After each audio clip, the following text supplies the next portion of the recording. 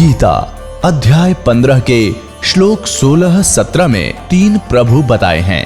ये 3 प्रभु कौन हैं? किस प्रभु की शरण में जाने के पश्चात जन्म और मरण समाप्त हो सकता है? 3 प्रभुओं में सबसे उत्तम परमात्मा कौन है? कैसा है?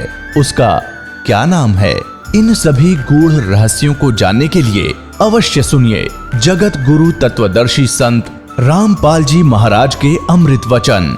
जहां आशा ता वासा होई, मन कर्म वचन सुमरियो सोई। जब आपको ज्ञान होगा उस सतलोक के सच्चे सुख का, इन सब प्रमाणों से जो दास आपके सामने प्रस्तुत करेगा, आपके अटल विश्वास हो जाएगा कि सचमुच ऐसा है। ऐसा ज्ञान दूंगा आपको, ये सच कर मानना। आपको ऐसा चाह चढ़ेगा सतलोक जाने का, ऐसी उमंग उठेगी आपके, और सच्चाई होगी सारी की सारी। जैसे बच्चे की छुट्टी ना हो और कोई रिश्तेदारी में विवाह हो जाता है तो छोटे उन बच्चों को वहीं छोड़कर माता सोचती है ये इतने पढ़ लेंगे, 2 दिन में जा आती हूँ। तो वो बच्चों को पता लग जाता है, वो रो रो के पीछे चला करें, मैं भी चलूंगा मम्मा के, डटे नहीं डटा करें। तो ऐसी स्थिति आपकी होएगी, क्योंकि यहाँ का तो आपने देख लिया, ये सांग के सुख है, इससे आप खूब परिचित हैं। और नहीं तो दास के इस ज्ञान से और आपकी ये समझन वाली आंखें क्लियर हो जाएंगी, खूब अच्छी तरह समझ सकोगे। और जब सभी प्रमाण होंगे तो जहां जिन महापुरुषों ने सतलोक देखा, सचखंड वाक्य बताया, उनके एफिडेविट आपके सामने रूबरू किए जाते हैं। आपके लिए करवाया दाता ने सारा कुछ, कि ताकि जब ये समय आवे, ये है वो प्राइम टाइम कलयुग का, जिसमें आप सबको मोक्ष करना है। इस नाम को जो ग्रहण करेगा और इस ज्ञान पर आधारित रहेगा, वो सारे पार हो जाएंगे टोटली, चाहे कितने ले लियो।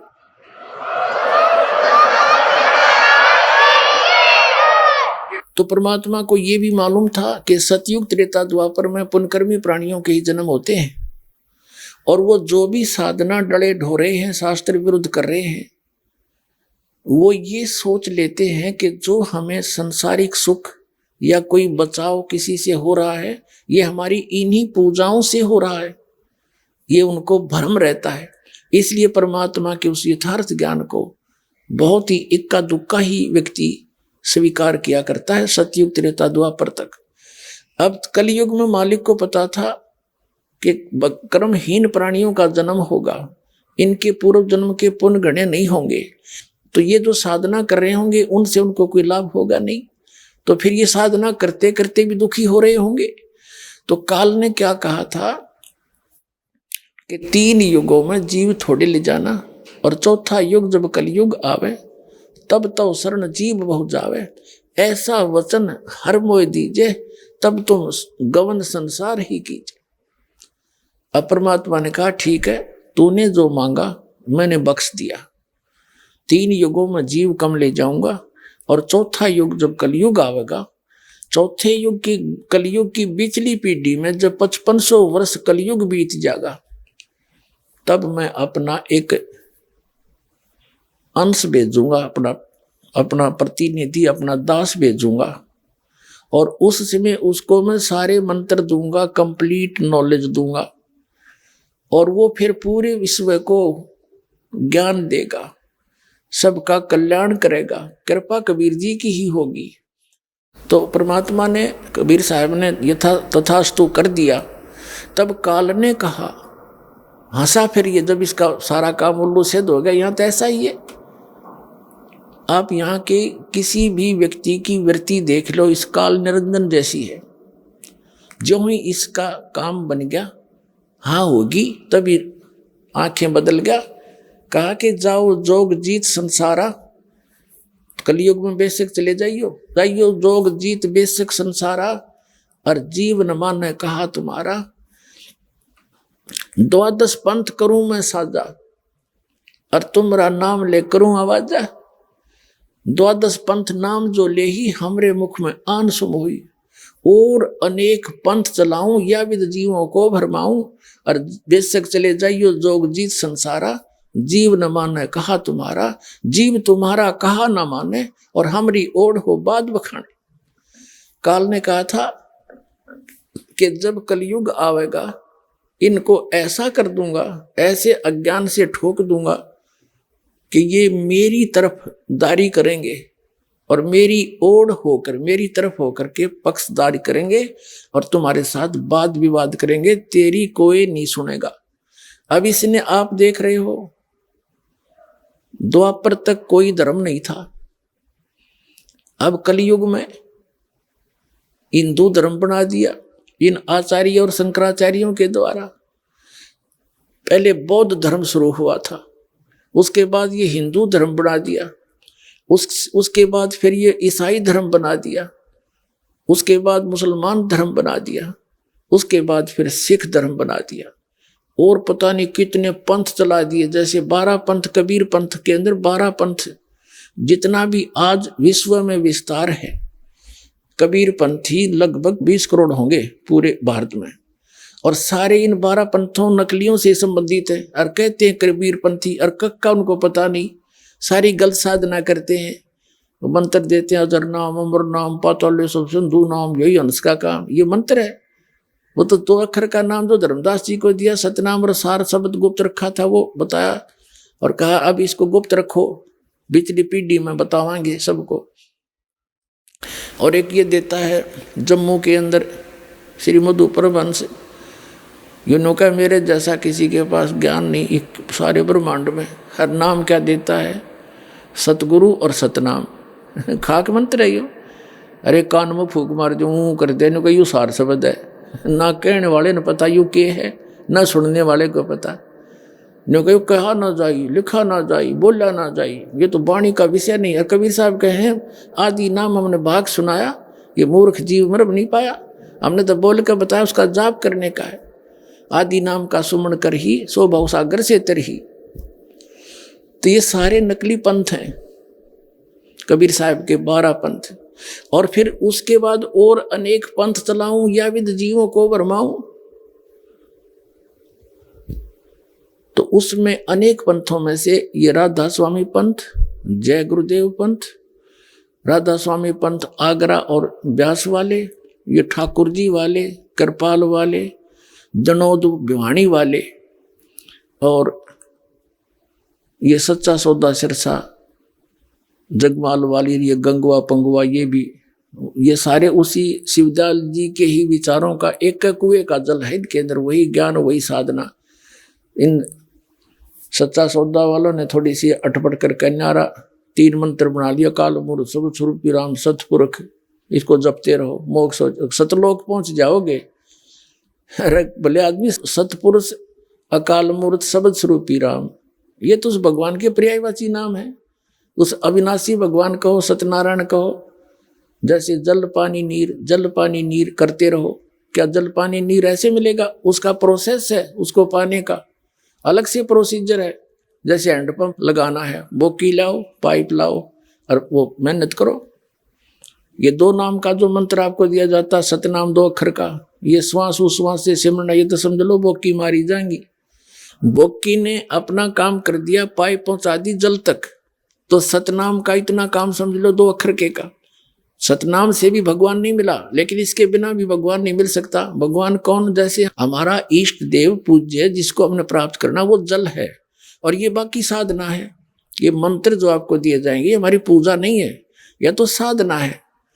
पूजा वो होती है जैसे एक पतिव्रता लड़की अपने पति की पूजा करती है और अन्य सभी परिवारजनों का और रिलेटिव्स का सबका सत्कार करती है। तो सत्कार अलग होता है, पूजा अलग होती है। तो ये जो साधना हम करते हैं ये तो हमारी मजदूरी है उसको पाने के लिए। तो फिर वो सार नाम क्या है? जैसे हैंडपंप, ऊपर एक मशीन लगाई जाती है उस पाइप का, जब पाइप जल तक पहुंच जाती है और उस हैंडपंप को फिर उसकी भी पूजा की जाती है। सतनाम तो समझ लो पाइप और बोकी यो काम कर दिया, और सार शब्द नहीं मिला तो भी काम अधूरा रह गया, क्योंकि पानी मिला नहीं, हैंडपंप के बिना वो मशीन नहीं लगेगी। तो सार शब्द जिसको आदि नाम भी कहा है, ये वो मशीन है हैंडपंप।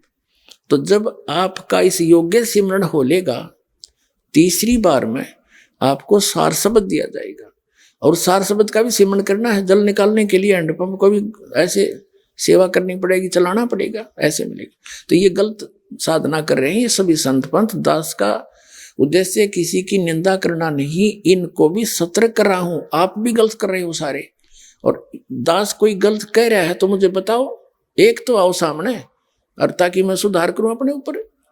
एक बता दो आके। इनकी हिम्मत नहीं, क्योंकि इनके पास ज्ञान गलत है सारा। तो इनको स्वीकार करना चाहिए, अभिमान त्यागना चाहिए। ये समय बहुत कीमती है, और ये एक बार ये प्राइम टाइम है, ये जो कलयुग में परमात्मा का और काल का एग्रीमेंट हो रहा है कुछ समय का, और इसमें जो निकल गए बस फिर तो यही है। कहते हैं ये काल काली नागनी अपने जाए खात, और कुंडली में छोड़े नहीं 100 बातें की बात। जैसे नागनी होती है, अंडे जब बच्चे निकालती है तो अपने चारों तरफ पूंछ की, अपने शरीर की एक वो बना लेती, कुंडली घेरा बना लेती है, उनको फोड़ती है, सबको फोड़ देती है, और फिर उन्हीं को खाना शुरू कर देती है, उन्हीं को खाती है। उसके खाते खाते और कोई बच्चा उसकी कुंडली यानी उसके शरीर के घेरे पर के पार हो गया तो वो बच गया, और जय कुंडली में रह गया तो सारा न खाओगी। तो परमात्मा कहते हैं या एक कुंडली ईब तोड़ी है हमने, ये कुछ समय का समय दिया है, ये 1000 वर्ष चलेगा। ये परमात्मा का यथार्थ ज्ञान पूरे विश्व में चलेगा। और जो इसमें निकल गया, मनुष्य जीवन प्राप्त है, ये ज्ञान प्राप्त कर लिया, सतभक्ति कर ली, वो तो निकल गया। न तो कहते जो कुंडली में रह गया, जो यहीं रह गया, तो इसको फिर ये इसी का हार है। अब जो प्रसंग चल रहा था वही आते हैं। अब प्रसंग चला था कि ये जो सतलोक का ठेका ले रहे थे अभी तक, ये नकली कबीरपंथी 12 पंथों की शाखाएं, सारा ये दामा खेड़ा वाले, ये सारे उन नकली कबीरपंथियों में से है। क्योंकि कबीर परमात्मा ने अपनी प्यारी आत्मा धर्मदास जी को आज्ञा दी थी उपदेश देने की, और केवल उसको कहा था केवल 5 नाम देना। जैसे राधा स्वामी वाले 5 नाम देते, कौन सा? ओंकार, निरंकार, ज्योति निरंजन बता, और सतनाम भी दे उस समय, सो हमर सतनाम। अब परमात्मा कहते हैं 5 नाम काल के जाप करो और बात करो सतलोक जान की। अरे वाह! अपने आत्मा इसी प्रकार ये कबीरपंथी भी नाम उठपटांग देते हैं और बात करते हैं सतलोक जाने की। तो 5 नाम धर्मदास जी को केवल 5 नाम देने का आदेश दिया था, ओनली धर्मदास जी को, और उनके पुत्र चूड़ामणि जी को, जिसको मुक्तामणि भी कहने लगे बाद में, उनको ये 5 नाम ही आगे अपने शिष्यों को देने का आदेश दिया था। इस सतनाम और सारनाम को ओपन नहीं करना था, उनको प्रतिज्ञा दिला दी थी। तो दामा खेड़ा वालों के, जो दामा खेड़ा के अंदर है, वहां जो मुक्तामणि जी की ही संतान आगे चली आ रही है, चूड़ामणि जी की, तो उसमें कबीर साहब ने कहा था कि तेरा जो 6ठी पीढ़ी होगी धर्मदास, उस 6ठी पीढ़ी में ये मंत्र भी लोप करवा देगा काल, और ही ऊट पटांग साधना शुरू हो जाएगी। और फिर धर्मदास जी को चिंता बनी कि आपने मेरे 42 वंश बख्श दिए, क्योंकि धर्मदास जी का इकलौता पुत्र था नारायण दास, और नारायण दास ने परमात्मा के ज्ञान को माना नहीं, क्योंकि वो काल का दूत था। परमात्मा उसकी शकल दिखा दी थी, आशीर्वाद देख ये काल का दूत है, ये आपकी नहीं मानेगा। तब वो चिंतित हो गया कि हे भगवान, फिर मेरा तो वंश नष्ट हो जाएगा, मेरे घर तो काल पैदा हो गया। तो परमात्मा कबीर जी ने अपने वचन के आशीर्वाद से उसको एक पुत्र बख्शा था, जो उसकी पत्नी के गर्भ से फिर जन्म लिया। समय आने पर 9 महीने के बाद उसका नाम मुक्तामणि यानी चूड़ामणि रखा। फिर मुक्तामणि भी कहने लगे। धर्मदास चिंतित हुआ, मेरा कैसे होगा भगवान, बहुत दुखी हो गया। तब परमात्मा ने कहा, तेरे को 42 पीढ़ी का वंश का मैंने वरदान दे दिया, तेरी 42 पीढ़ी तक तेरा वंश रहेगा। तो उसने कहा भगवान फिर उनका मोक्ष कैसे होगा? धर्मदास जी ने कहा, परमात्मा ने कहा कि ऐसे करो, तुम ये 5 नाम प्रदान करते रहो, आशीर्वाद मैंने दे दिया, और आगे इसी मंत्रों को आप लेते रहोगे, ठीक से करते रहोगे, तो पिछली पीढ़ी तक तेरे ये सभी वंशज हैं, इस 5 नाम के मंत्र से तुम्हारा जन्म मनुष्य का होता रहेगा उनका। वो 5 नाम कौन से हैं जो दास आपको देता है? ये ओंकार, निरंकार, सतनाम, ये नहीं है वो।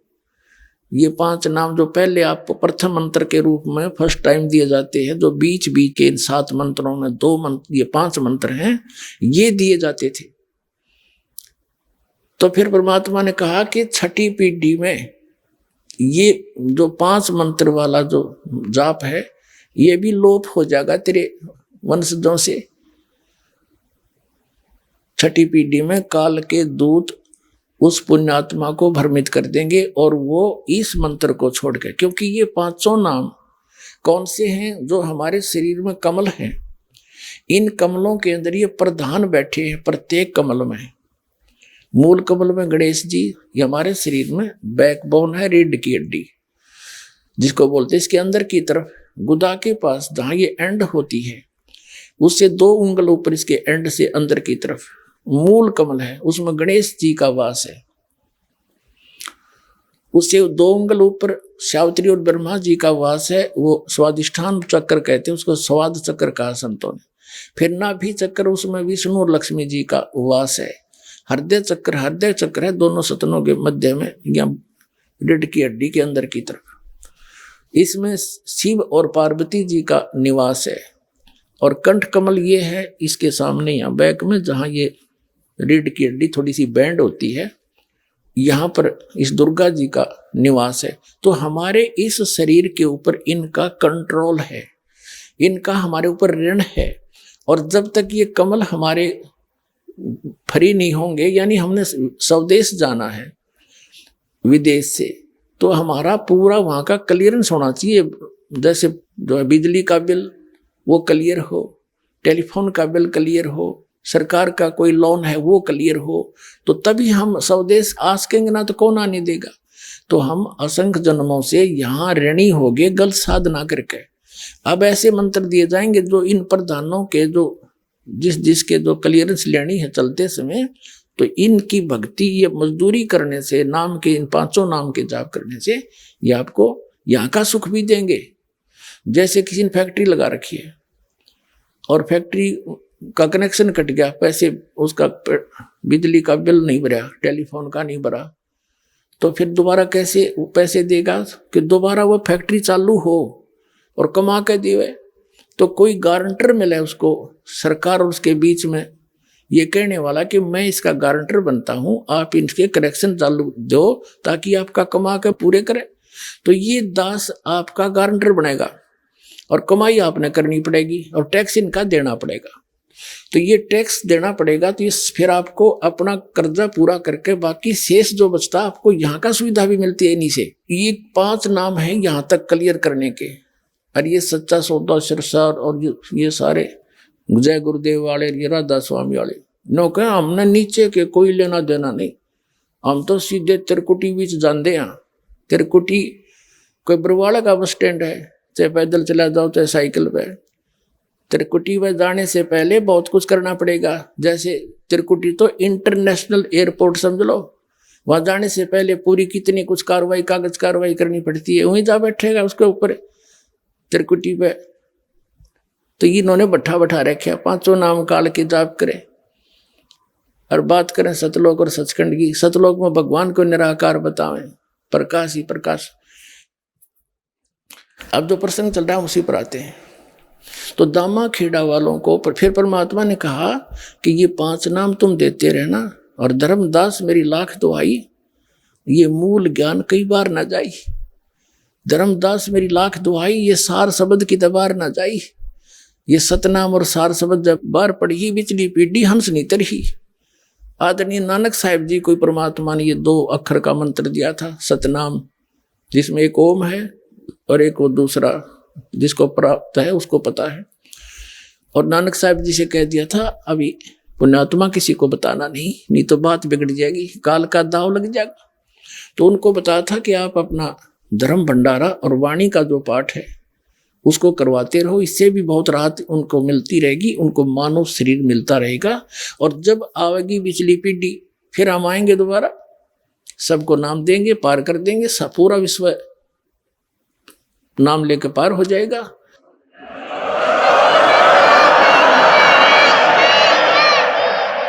अब फिर परमात्मा कबीर जी ने धर्मदास जी से कहा कि तुम ये 5 नाम का जाप दो, और उसके पुत्र को भी कहा बेटा ये 5 नाम का जाप देना, और अपना उत्तराधिकारी बना उसको भी यही 5 नाम ही देने का बताना, आगे दान करे।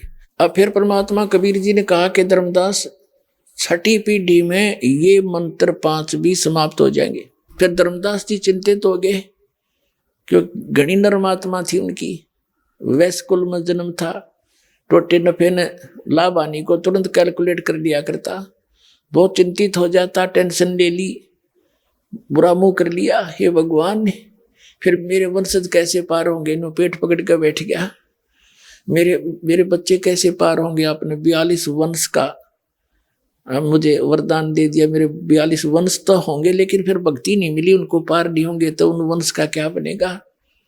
बहुत चिंतित हो गए।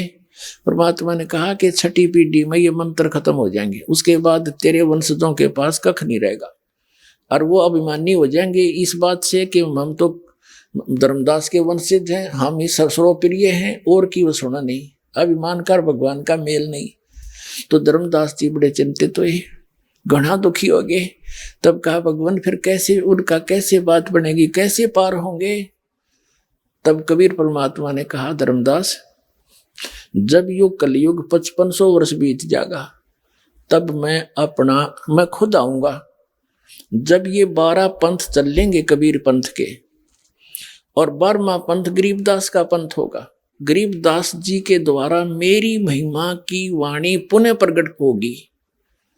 जैसे उसके बाद उस 12वां पंथ चल चुका होगा गरीबदास जी का, और इन 12 पंथों के अंदर मेरी ही महिमा होगी, कबीर साहिब की मेरी वाणी को पढ़ा करेंगे, लेकिन ये यथार्थ ज्ञान नहीं समझ सकेंगे।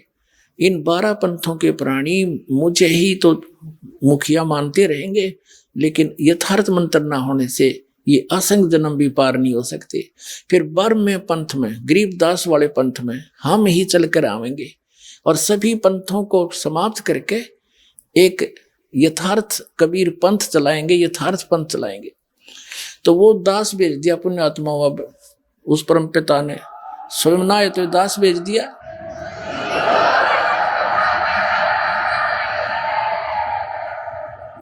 और उस समय जब परमात्मा ने ये कहा कि हम ही चलकर आएंगे, सबको यथार्थ ज्ञान दूंगा, पूरा विश्व पार होगा, तेरे बच्चे भी पार हो जाएंगे, फिर वो पीछे कहाँ रहेंगे धर्मदास, पूरे विश्व में मेरा ज्ञान होगा और सतनाम सबको दिया जाएगा। अब ये है वो समय, बैन उठ गया यहाँ का। अब ये सतनाम भी सार्वजनिक करना है, कर दिया दास ने मालिक के आदेश से।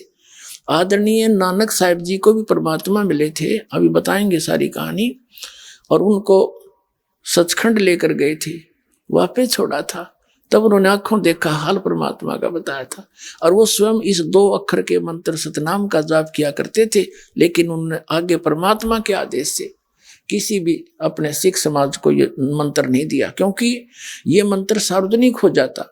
और ये काल के दूत जो राधा स्वामी पंत, धन धन सतगुरु सच्चा सौदा, सरसा और जगमाल वाले, जय गुरुदेव वाले, ये जितने भी हैं निरंकारी, ये सारे उस गुरु ग्रंथ साहिब इसको पढ़कर ही नारे मास्टर पाके थे। तो ये उसमें अगर ये नाम होता तो ये वही नाम ये देते, ये अधिकारी थे नहीं, क्योंकि शिवदयाल जी का कोई गुरु नहीं था, और अधिकारी बिना यू नाम काम नहीं करे। जैसे एक अपॉइंटमेंट लेटर होता है, सिंपल सी बात है, और उसकी 4 लाइन होती हैं, you are hereby posted on the फलानी फलानी post and your pay and salary will be such and set, और नीचे साइन कर देता वो अधिकारी। वो एप्लीकेशन, वो छोटी सा अपॉइंटमेंट लेटर उस बच्चे को आजीवन रोजगार दे देता है। और ऐसे ही कोई और दूसरा बना के अपॉइंटमेंट लेटर और अपने साइन कर दे तो उसकी है कोई कीमत? वो तो जीवन नाश करे, धोखेबाज व्यक्ति है। तो ऐसा ही ये कर देते, इसी नाम का जाप दे देते, यही ज्ञान बता देते, तो आज ये दास कैसे भिन्नता करता आपको कि ये नकली है और ये असली है। तो इसलिए परमात्मा ने कहा था, धर्मदास मेरी लाख दुआई, ये मूल ज्ञान की तबार ना जाई, और ये सार शब्द और सतनाम की तबार ना जाई। ये सार शब्द और ये मूल ज्ञान बार जो पढ़ी, वो बिचली पीढ़ी के हंस नितर ही, लाख दुहाई। तो परमात्मा ने जिनको ये मंत्र दिया उन महापुरुषों को, उनसे ये प्रतिज्ञा करा ली थी कि तुम जाप करो, पर अब इसको सार्वजनिक ना करना, नहीं तो बात बिगड़ जाएगी। तो अब जो प्रसंग चला है, आदरणीय धर्मदास साहिब जी को परमात्मा सचखंड लेकर गए। अब ये जितने भी नकली कबीरपंथी और नकली ये राधा स्वामी पंथ, धन धन सदगुरु पंथ, ये जय गुरुदेव पंथ, जनोद बिहाणी वाला पंथ, ये कितने गणा हुए तो पठेरा सा जा मेरा सारा काबली की करसी उगी बेमतलब की, तो अपने आप इतने पणप गए, बताओ। अरे से बुद्धिमान व्यक्ति वहां फंसे बैठे हुए, इधर ध्यान ना दिया उन्होंने, क्योंकि किसी ने डिफरेंशिएट ही करके नहीं दिखाया कि यू गलत सर यो ठीक। तो उन महापुरुषों को परमात्मा सतलोक लेकर गए और उनको फिर अपने गवाह बना के वापस छोड़ा। तो आदरणीय धर्मदास साहिब जी को जब परमात्मा सचखंड लेकर गए, अपने आत्माओं नकलियों का अब पता चलेगा, क्योंकि जो राधा स्वामी पंथ में, जय गुरुदेव पंथ में, सच्चा सौदा सिरसा वाले के पंथ में या निरकारी पंथ में जो भी हैं, वो उनके ज्ञान से तो खूब परिचित हैं, उनके मंत्रों से भी परिचित हैं। उनको तो 2 मिनट में समझ में आना चाहिए, 2 मिनट में तीसरी नहीं लगे। और जो यथार्थ ज्ञान है ये दास बता रहा है, सामने प्रमाणित कर रहा है कि ये गलत साधना है, ये सच्ची साधना ये है। और जिन महापुरुषों को ये मोक्ष प्राप्त मानते हैं, जैसे विशेषकर ये नानक साहिब जी को तो बार हुआ मानते ही मानते हैं, और को चाहिए मानो या ना मानो। तो नानक साहिब जी ने कौन सी साधना की थी, वो ये इनने एक रट ला रखी है कि नानक साहिब जी ने कहा 5 शब्द धुनकार धुन। और नानक साहिब जी ने ये भी लिखा कि वो 5 नाम 5 प्रधानों के हैं जो इस शरीर के अंदर विद्यमान है। तो वो क्लियर नहीं किया, इसलिए करने नहीं थे उन्होंने। ये सभी कहते हैं जितने भी पंथ हैं, राधा स्वामी, धन धन सतगुरु, सच्चा सौदा सिरसा, जय गुरुदेव, ये सतलोक में परमात्मा को निराकार बताते हैं। और ये नकली कबीर पंथी भी सारे, कि वह केवल एक चेतन प्रकाश है, और आत्मा जो मुक्त हो जाती है वो परमात्मा में ऐसे मिल जाती है जैसे बूंद समुद्र में, यानी उनका एक लय हो जाता है, और वहां कोई अलग अस्तित्व नहीं है। एक जम्मू के अंदर है श्री मधु परमहंस, रांजड़ी के अंदर है, उसने थोड़ी सी कलाबाजी न्यारी करी, चतुरता दिखाई है कि वहां अलग अस्तित्व है आत्मा का, और है बिंदु सी डोट से कण से घूमते हैं जैसे उस। और वो भी क्या बताता है कि परमात्मा ने, पहले परमात्मा गुप्त थे, एक शब्द उच्चारण किया, उससे सफेद अद्भुत प्रकाश हो गया। परमात्मा यानी सतपुरुष परम पुरुष उसमें समा गया, उस प्रकाश में, तो वो अमरलोक बन गया, वो प्रकाश चेतन हो गया, जी गया। फिर वो पहले अमरा हुआ था, और फिर वो अमरलोक बन गया, फिर सारा वो प्रकाश भी और वो भगवान भी उसमें समा गया, जैसे चीनी पानी में हो गया, वो एक हो गया, वो तो दोनों सारे सो। फिर क्या बताया है कि फिर परमात्मा ने क्या किया, उस प्रकाश को ऊपर फेंक दिया, जैसे पानी की मुट्ठी भरकर पानी को ऊपर फेंक देते हैं, फिर वापस आए तो छोटे छोटे कण बन गए, और उस प्रकाश में घुले नहीं, वह बन गई आत्मा बिंदु से, और वो उसमें घूमने लगी जैसे मछली पानी में।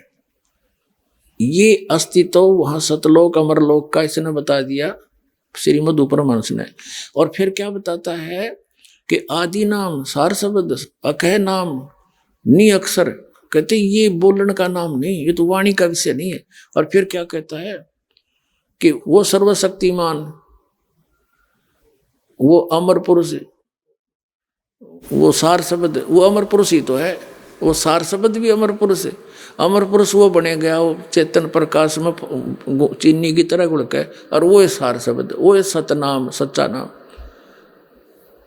इसने थोड़ी सी ये वो दिखाई चतुरता कि वहां पर बूंद सी है जीवात्मा, डोट टाइम में घूमती रहती है मछलियों की तरह।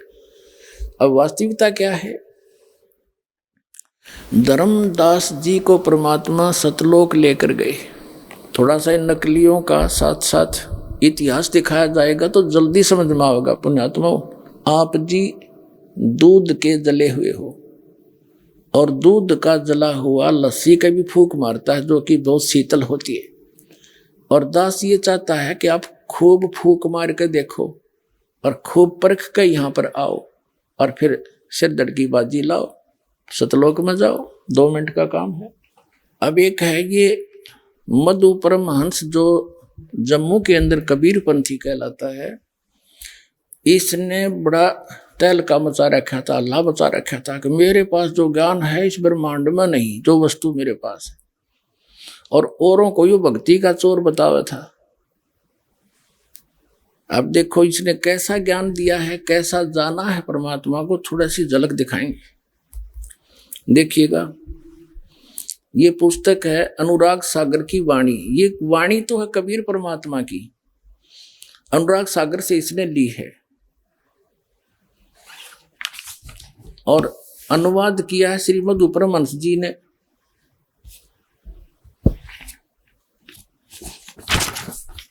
इस पुस्तक का, इसका जो ज्ञान है इनका दिया हुआ है। इसकी वीडियो से ही ये पुस्तक बनाई गई है। प्रचार अधिकारी है राम रतन जम्मू। ये कहाँ से छपा है? मुद्रक है दीपावली प्रिंटर्स, सोडल रोड, प्रीत नगर, जालंधर से। इसके 22 पृष्ठ पर ले चलते हैं आपको।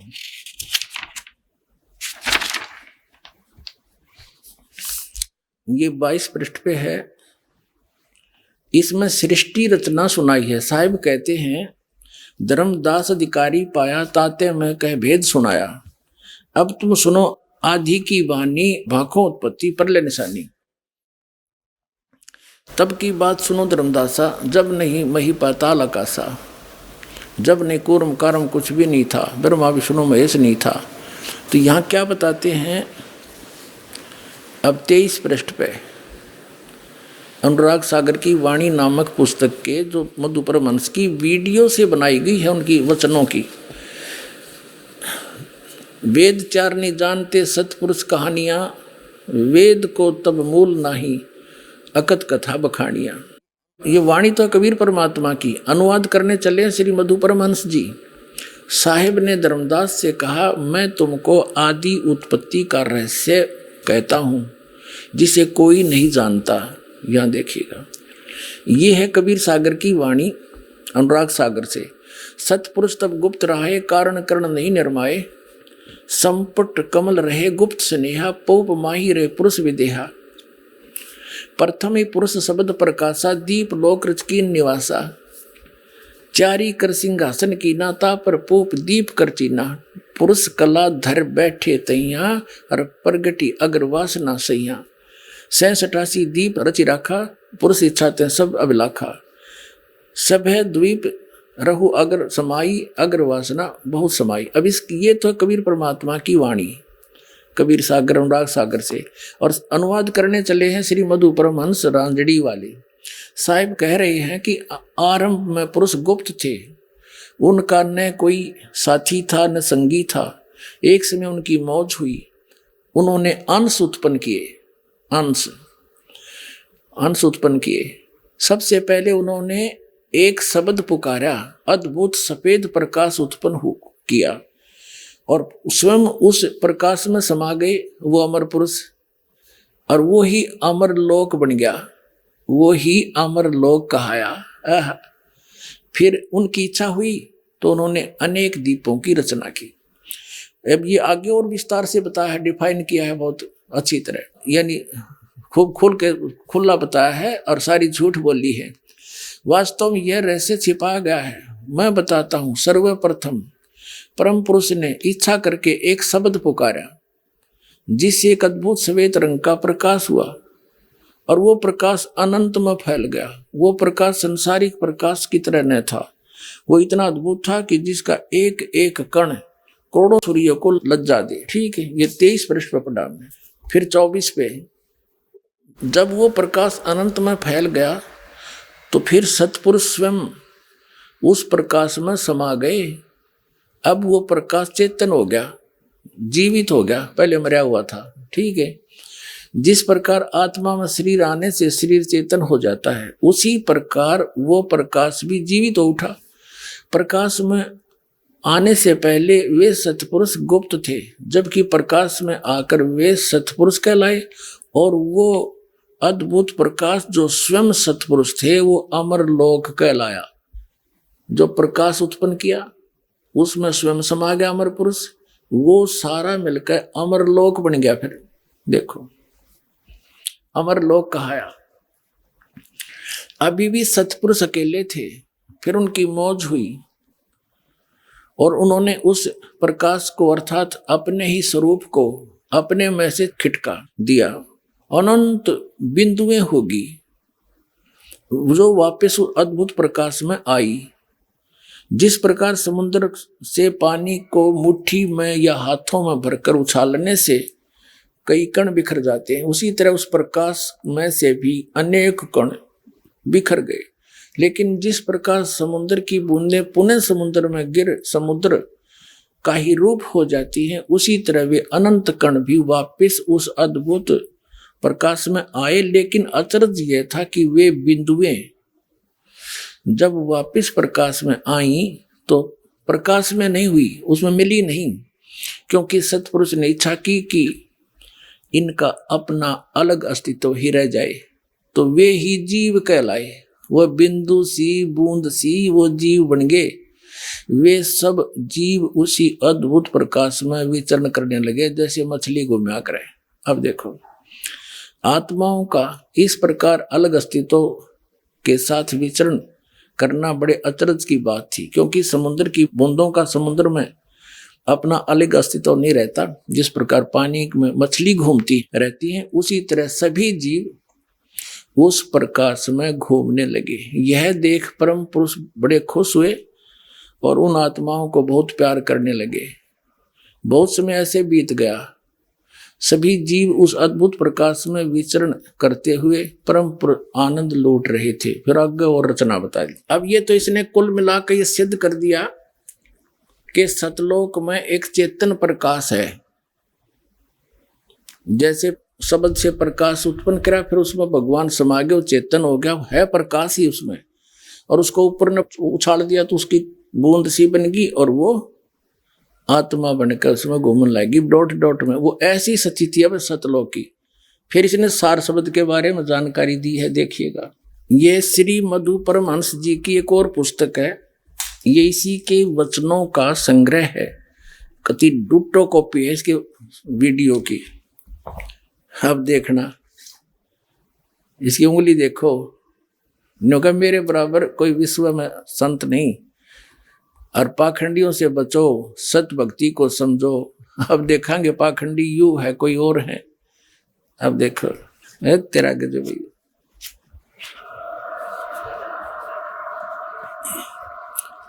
नाम अमृत सागर, या पुस्तक का नाम है अमरधाम के सम्राट। अमरधाम के सम्राट सतगुरु मधु परमहंस जी। अमरधाम का का भी ना पता, सम्राट का। ये देखो, नाम अमृत सागर, संत सम्राट सदगुरु मधु परमहंस जी। देखो इतनी बड़ी उपमा ला रखी, कति तत्व ज्ञानहीन प्राणी के। प्रचार अधिकारी राम रतन जम्मू, प्रकाशक ये संत आश्रम रांजड़ी, ये फलाना फलाना जम्मू। और ये मुद्रक सरताज प्रिंटिंग प्रेस जालंधर शहर। अब इसके आपको 86 पृष्ठ पे ले चलते हैं। ये देखिएगा, ये 86 पृष्ठ है, साहिब बंदगी वाला का नाम अमृत सागर पुस्तक है। इसके हम नीचे आते हैं। ये कबीर साहब की वाणी है, ये समझ नहीं सका, इसने कोरा अज्ञान बना दिया। सार शब्द सर्वर से न्यारा, भेद न पावे कोई। और 4 वेद में ब्रह्मा बोले आदि नाम ना पाई। उन 4 वेदों में वो नाम है ही नहीं, इसलिए इनके पास वो अक्षर ज्ञान में नहीं है, वो अलग से परमात्मा ने बताया है। ये इसका अनुवाद किया मधु परमहंस जी ने। यह आदि नाम, यह सच्चा नाम वाणी का विषय नहीं है। सच्चा नाम सतनाम को कहते हैं, हम सच्चा नाम को तो सतनाम कहो। आदि नाम सच्चा नाम वाणी का विषय नहीं है।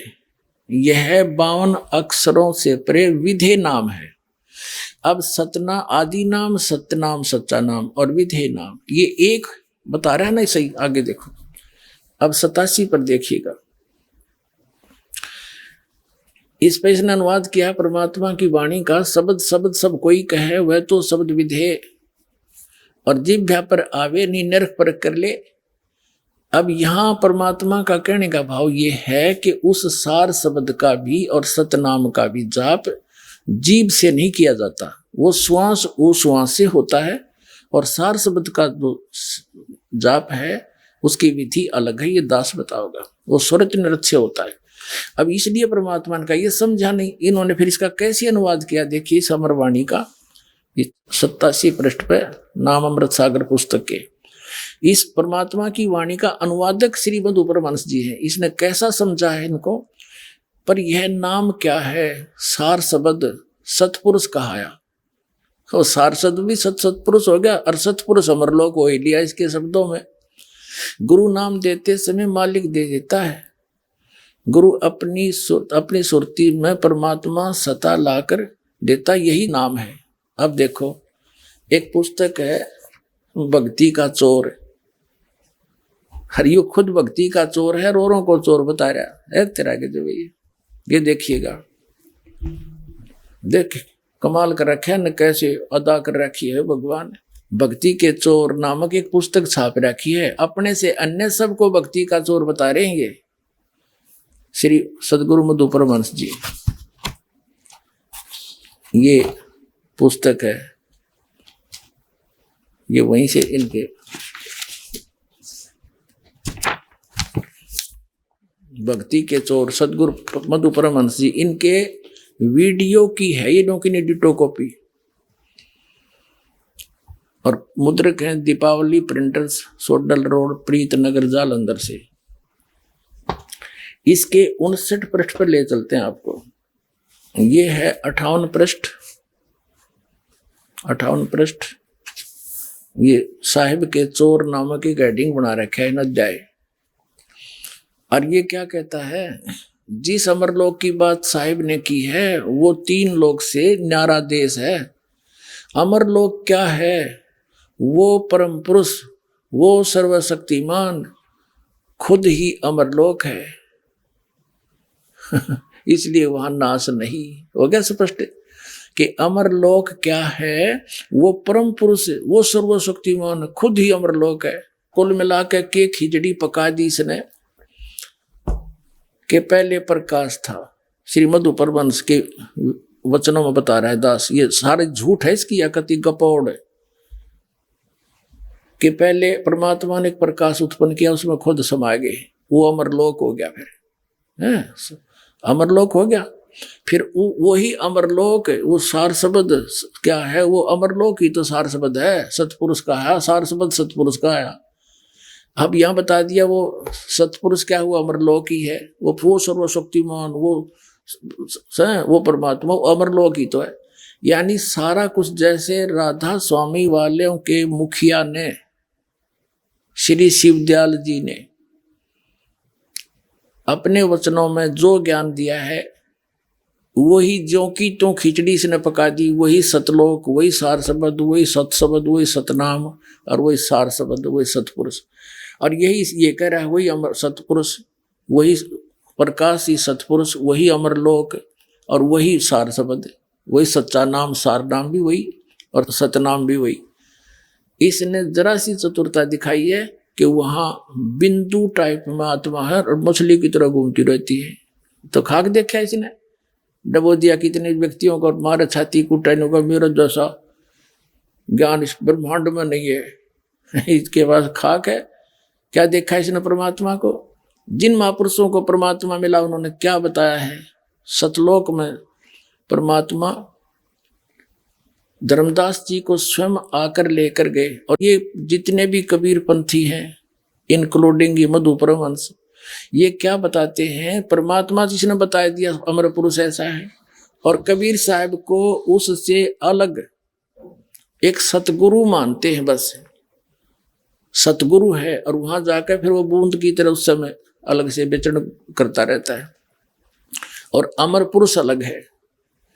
जबकि वास्तविकता ये है, जिन भी महापुरुषों ने परमात्मा को देखा, सचखंड गए और वापस आए, उन्होंने बताया है परमात्मा मनुष्य दृश्य है, और जो काशी में बनारस में धानक रूप में आया था, जुल्हे रूप में आया था, वही खुद परमात्मा है। वो सतपुरुष है, सतलोक में भी वो वही है।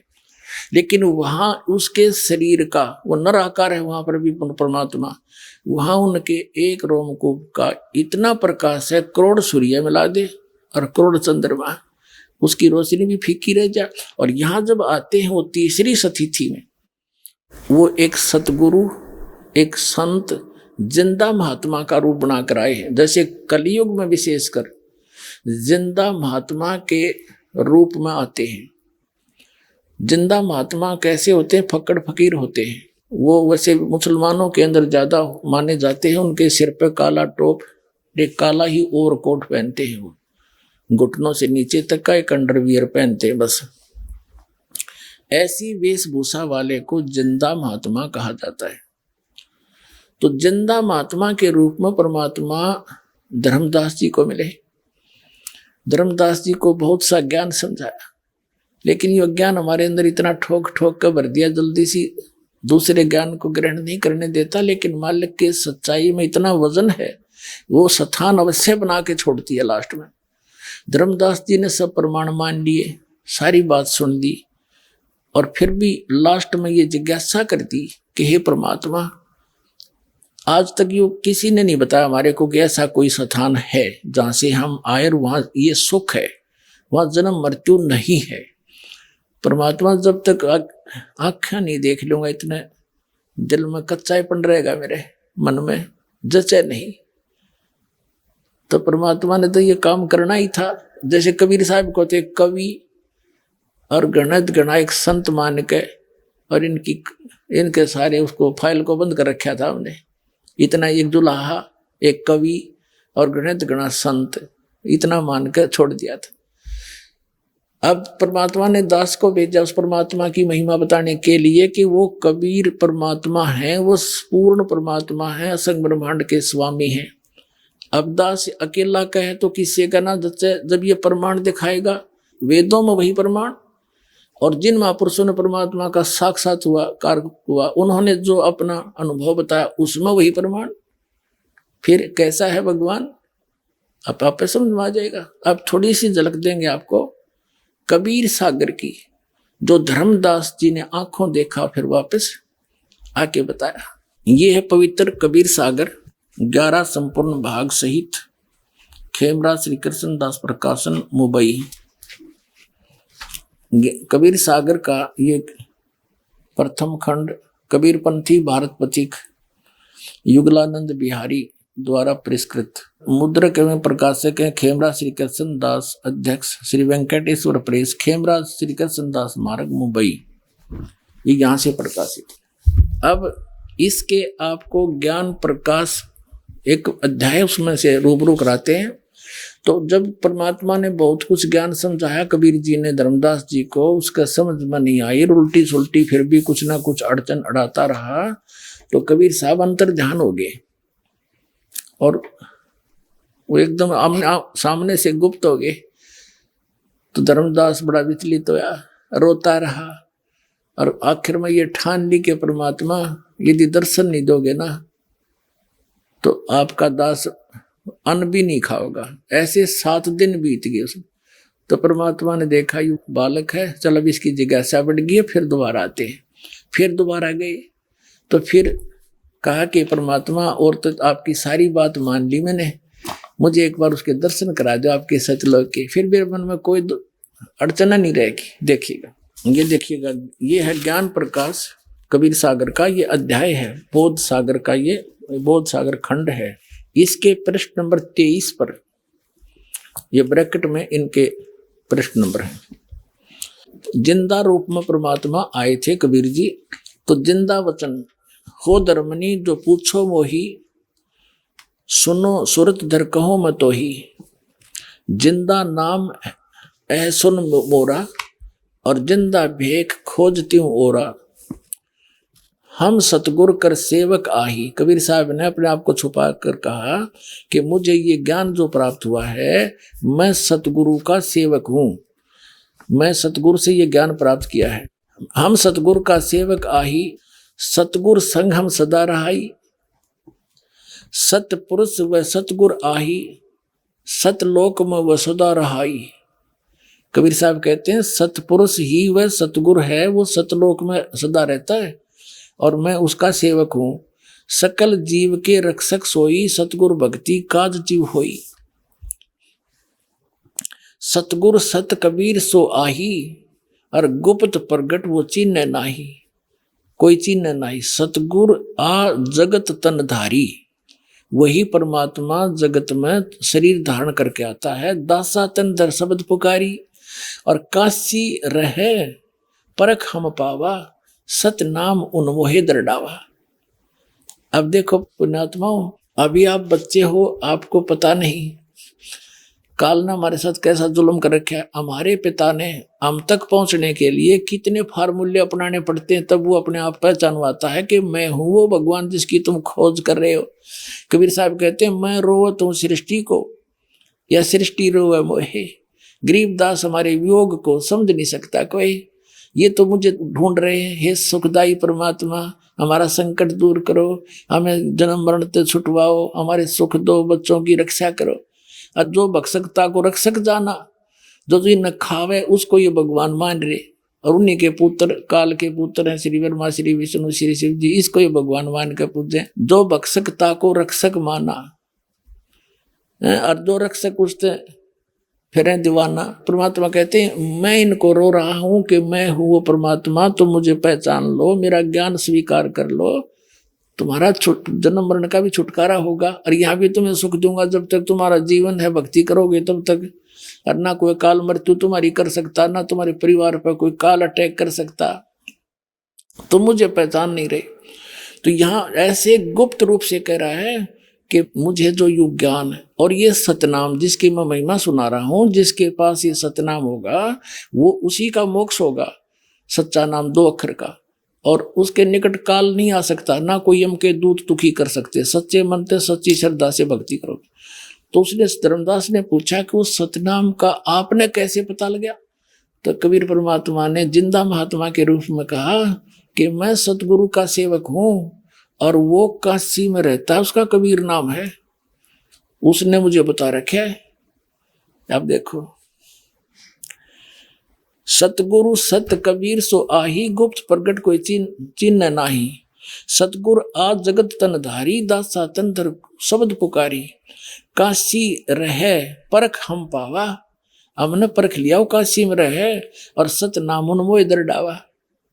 इसके बाद काफी चर्चा हुई इनकी। अब फिर आगे आपको ले चलते हैं, इसी बड़ा लंबा अंग है, हम अपने मतलब की बात पढ़ेंगे जिससे हमारा ज्ञान सुलझ जाए। तो काफी कहने के बाद नहीं माना तो परमात्मा अदृश्य हो गए। ये देखिएगा प्रश्न नंबर 55 पे आ गए हम। बोध सागर वही ज्ञान प्रकाश के यहाँ 55 पे धर्मदास जी कहते हैं, हे प्रभु अवगत लीला तुम्हारी, हम हैं कीट जीव बिचारी। सतलोक तुम वर्ण सुनावा, शोभा पुरुष हंसन सतबावा। और कैसन देश राज वो आही, वो कैसा देश है कैसा राज है। चित इच्छा प्रभु देखण ताही, उसकी देखण ने मेरे चित्त में इच्छा हुई है। सतगुरु वचन परमात्मा कहते हैं, धर्मदास ये निर्घनिकाया, यही तन पुरुष दर्श के में पाया। तन ठीका जब पूरा वो आई, सतलोक तब देखो जाई। परमात्मा कहते हैं इस गंदे शरीर में क्यों कर देखेगा उस परमात्मा ने। जब तेरा शरीर का ठीक का समय पूरा हो जाएगा, तेरा अंत समय होगा, शरीर छोड़कर जब जागा, सतनाम का जाप करता हुआ सतलोक ने देख लेना वहां जा करके। धर्मदास वचन, धर्मदास गए चरण निहोरा, हे प्रभु तिरखा मिटाओ मोरा। चरण टेक प्रभु बिनु वो तो ही, पुरुष दर्श बिनो कल नहीं मोही। एक बार उस परमात्मा के दर्शन कराई दो मुझे, मेरे को चैन नहीं उसके बिना। फिर परमात्मा गुप्त हो गए, गुप्त बहे प्रभु अवगत ताता, धर्मदास मुख आवन बाता। एकदम अंतर ध्यान हो गए और धर्मदास एकदम अचरज में पड़ गया, मौन हो गया। मैं मतिहीन को मति मुह लागा, मोहे सम कोई जग आई अभागा। मैं मूर्ख प्रतीत न कीना, अस साहिब के मैं नहीं चीना। अब कौन विधि दर्शन पाऊं, दर्शन बिन मैं प्राण गवाऊं। चरणोदक बिन करो न ग्रासा, तजो शरीर कह धर्मदासा। कि आपके चरणों का जल लेकर ही मैं ग्रास खाऊंगा, नहीं तो मान नहीं खाऊंगा। चरणोदक बिन करो न ग्रासा, तजो शरीर कह धर्मदासा। मरी जाऊंगा अगर नहीं आए तो। देवी से 7 लग अन्न नहीं खावा, 7 दिन तक कुछ नहीं खाया। भजन अखंड नाम लो लावा। अब परमात्मा ने उसको प्रथम मंत्र दे दिया था, ओनली वो 5 नाम का। फिर कहते हैं 7वें दिन पर गुट प्रगट दिखाए, धर्मदास पद गए अकुलाए। चरण पकड़ कर रोया बुरी तरह, धर ही ने सवा समय निपट अधीरा। पड़े चरणों में अक्षीण शरीरा, कमजोर शरीर हो गया था, चरणों में गिर गया। कर गह साहेब तभी उठावा, और शीस हाथ दे अंक मिलावा। तो कहते परमात्मा कबीर जी ना के उस कमजोर हुए 7 दिन कुछ खाया नहीं, उस प्यारी आत्मा का हाथ पकड़ के और सिर पर आशीर्वाद दिया और सीने से लगाया। कर गए साहिब ताही उठावा, शीस हाथ दे अंक मिलावा। अंक माने सीने से। धर्मदास चरणोदक लीना, चरण धो के पिए धर्मदास ने, और चरण पखार आचमन कीना। फिर भी उसने वही रट लगा दी। 57 पृष्ठ पर पढ़ रहे हैं। धर्मदास वचन, हो प्रभु चिंता गण करू मोरा, और पुरुष दर्श देव करूं निहोरा। आपके निहोर निकालता हूँ, निहोरा काटूं, आपके हाथ जोड़ूं, एक बार मुझे वो दर्शन करा दो। निहोरा सतगुरु वचन। कबीर साहब कहते हैं धर्मदास ये हठ का करहू, और मानो शब्द शीश पर धरहू। मैं जो कह रहा हूँ इसने सरोदारिये कर ले, भक्ति कर, सतनाम कर।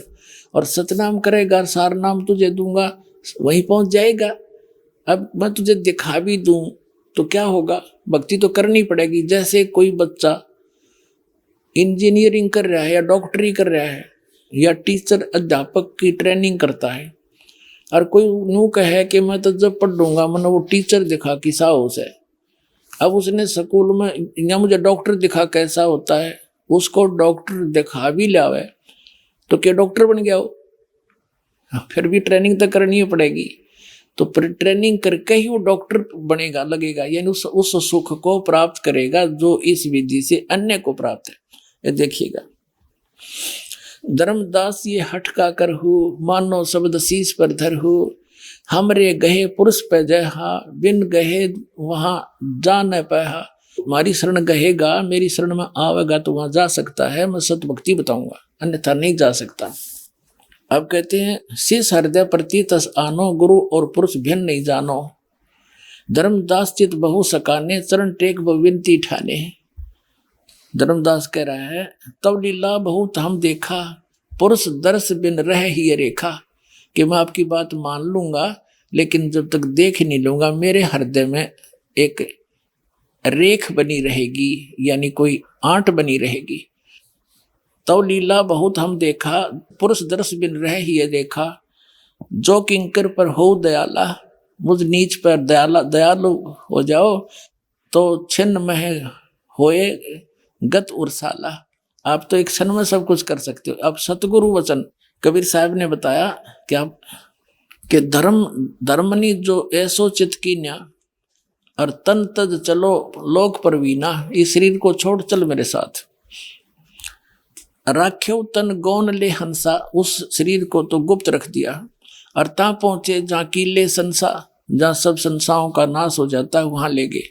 लवन में एक पहुंचे जाई, एक क्षण में वहां पहुंच गए। अवगत लीला लखे को भाई, शोभा लोक देख सुख माना।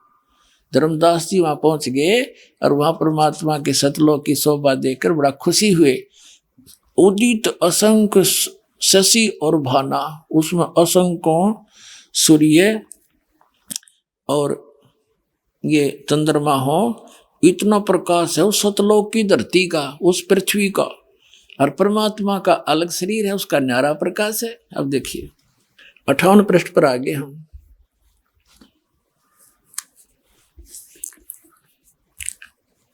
जित देखिए जगमग जलकाही, और देखत छकित भय ही माही। उस जहां देखा उड़ा सुंदरता सुंदरता जलमल जलमल हो रही है पूरे लोक में। धर्मदास जी ने जब देखा है, देखिएगा। द्वारपाल हंस जो रहिया, ताम एक हंस सो अस कहिया। एही हंस ही तुम जाओ लिवाई, पुरुष दर्श दे आनो भाई। कहते हैं धर्मदास जी को सतलोक में ले गए ना, परमात्मा का जो मेन गेट है उस जिसमें वो बैठे हैं राजा के समान, उसका द्वारपाल है, गेट कीपर है। उसको परमात्मा ने कहा, कबीर जी ने जो नीचे से जिंदा महात्मा के रूप में उसके साथ गए थे, कहा भी इसको द्वारपाल परमात्मा के दर्शन कराओ। अब द्वारपाल ने कोई और बुलाया, वहां का हंस भगत, उससे भगत कहो चाहे हंस कहो, उसको कहा कि जा इस प्यारी आत्मा को परमात्मा के दर्शन करा के लाओ। तो गणे भगत इकट्ठे हो गए जो वहां रहते हैं, जो मोक्ष प्राप्त करके गए हुए हैं, मनुष्य के सदृश हैं, उनके नाक हैं, गले में सुंदर माला पहनते हैं। हर ये बताओ बूंद सी घूमे है, कोई न कोई उसमें जाकर मिल जाते हैं, समुद्र बूंद में डूब कर मरा करें जैसे। है मूर्खो, कख पता तुमने भ्रमित कर दिया पूरा विश्व। अब देखो क्या है वहां पर वास्तविकता। द्वारपाल हंस सो कहिया, ताम एक हंस अस कहिया। यही हंस हंस है, तुम जाओ लिवाई, इसको ले जाओ और पुरुष दर्श दे आनो भाई। पुरुष माने परमात्मा का दर्शन करा के लाओ। चले लिवाई पुरुष पे, जब ही पुरुष के परमात्मा के पास लेकर चले, जजक हंस बहु आए तभी। 1 मिनट में घोड़े भगत आगे, हंस आगे, वहां जो रहते हैं, जो मोक्ष प्राप्त प्राणी वहां रह रहे हैं, घोड़े इकट्ठे हो गए और करत कोलाहल मंगल चारा, खुशी खुशी चारों तरफ मिलकर प्यार से बोल रहे हैं। शोभा अद्भुत अंग अपारा, उन वहां के रहने वाले भक्तों की, जो वहां जीव आत्मा रहती है, हंस आत्मा रहती है, उनकी कितनी शोभा है, कैसे आकार है देखिएगा।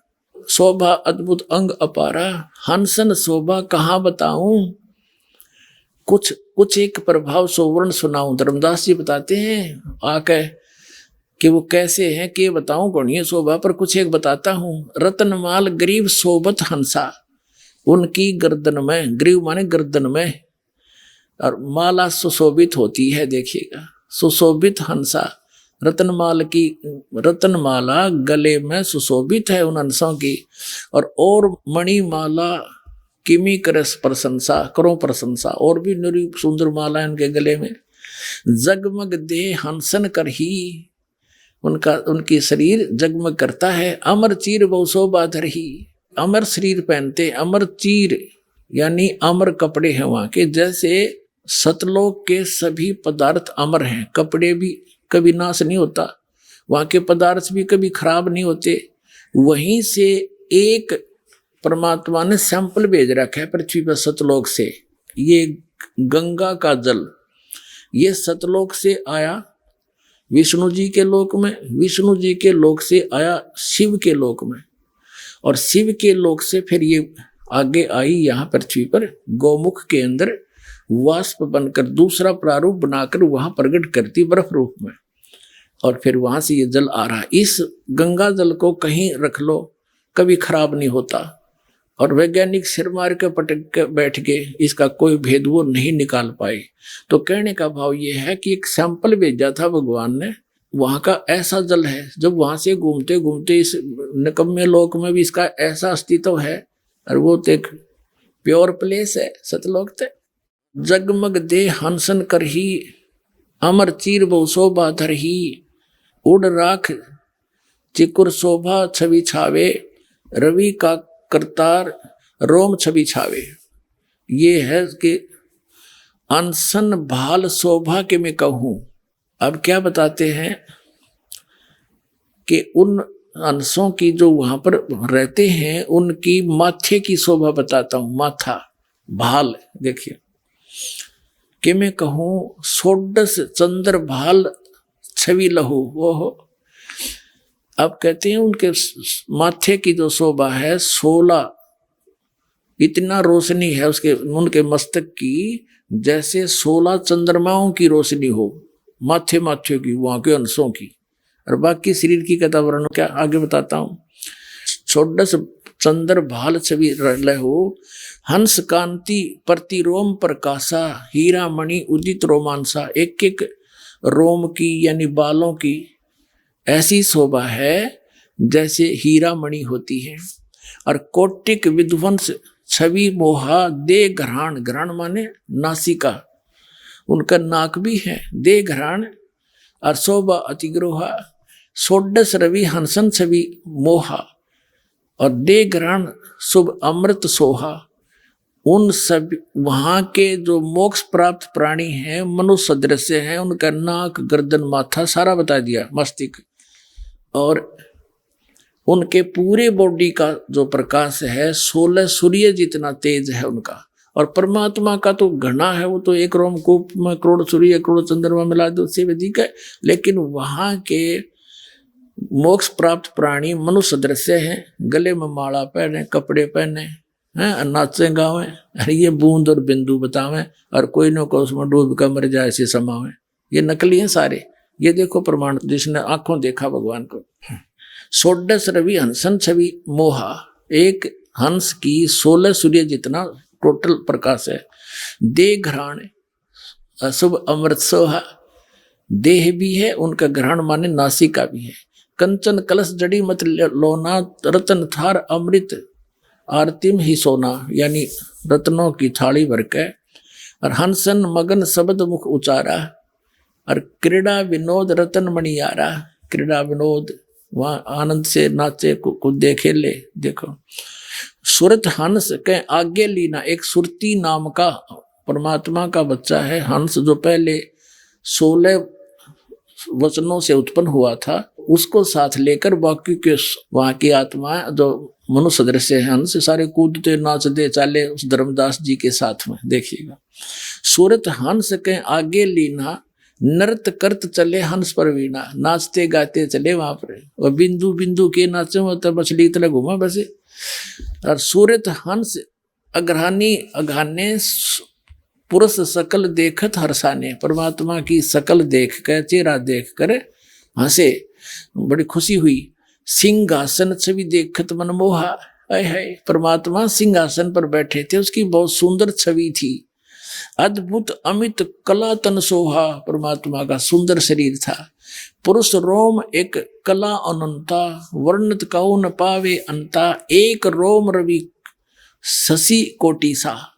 परमात्मा के एक रोम में करोड़ शशि यानी चंद्रमा और रवि और सूर्य ये मिला दे। नख कोटिन विधुम मलन नरवीसा, यानी नाखूनों की शोभा भी बड़ी सुंदर है। पर पुरुष प्रकाश सतलोक अंजोरा, तहा न पहुंचे निरंजन चोरा। पुरुष कबीर देखा एक भाई, धर्मदास जी कह रहे हैं कि वहां मैंने जो नीचे से गया था ना महात्मा जिंदा, और वहां जाकर देखा जिसको वो भगवान बताओ थे वही तो बैठे पाए मैंने सिंहासन पे। पुरुष और कबीर, भगवान और कबीर जी देखा एक भाई, और धर्मदास मन में बहुत लज्जाई, अकमत बड़ा निकम्मा, ये तो भगवान ने थे नीचे जा रहे थे। अरे ये कबीर पंथी ने बताओ, कबीर साहब तो उसकी एक सता निकल कर आई। कबीर साहब तो सदगुरु हैं और वो चेतन प्रकाश है भगवान। अडंग्यो मुठा बैठा रखे तुमने।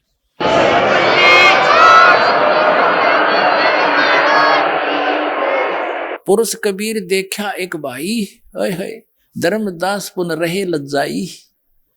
बड़ा शर्मिंदा हो गए थे भगवान के ने कितनी बकवाद कर दी, कैसा निकम्मा दुष्ट हूं मैं, वहां इतना शर्म में घट गया, पानी पानी हो गया कि देखिए तो भगवान थे, मेरे लिए भटक रहे थे और ये तो वही तो बैठे हैं सामने। पुरुष कबीर देखा एक भाई, धर्मदास पुन रहे लजाई, पुरुष दर्श कर आयो तो वहां, प्रथम कबीर बैठे रहे जब वहां। अब फिर वापस आ गया वहां देख के जहाँ कबीर जी बैठे थे, उसी रूप में फिर आ गए जिंदाले में। तो चरणा में पढ़ के क्या बोलता है, पुरुष दर्श कर आए तो हुआ, वापस आ गया परमात्मा के दर्शन करके जहाँ कबीर साहब पहले बैठे थे। यहाँ कबीर बैठे पुन देखा, कला पुरुष तन अचरज पेखा। यहाँ फिर कबीर साहब को फिर देखा और का अजगुत किन्हो भाई, वहां मोही प्रतीत ना आई। होए देख मैंने कैसा जुल्म कर दिया कि वहां मुझे विश्वास नहीं आया ये परमात्मा है। अब क्या वार्ता करते हैं, कबीर जी से पूछता है धर्मदास से, परमात्मा आपने यहाँ तो एक सिंपल सा शरीर आपका दिख है, एक आम आदमी जैसा, और वहां आपके इसी शरीर की इतनी शोभा थी, यह शोभा यहाँ क्यों छुपा दी।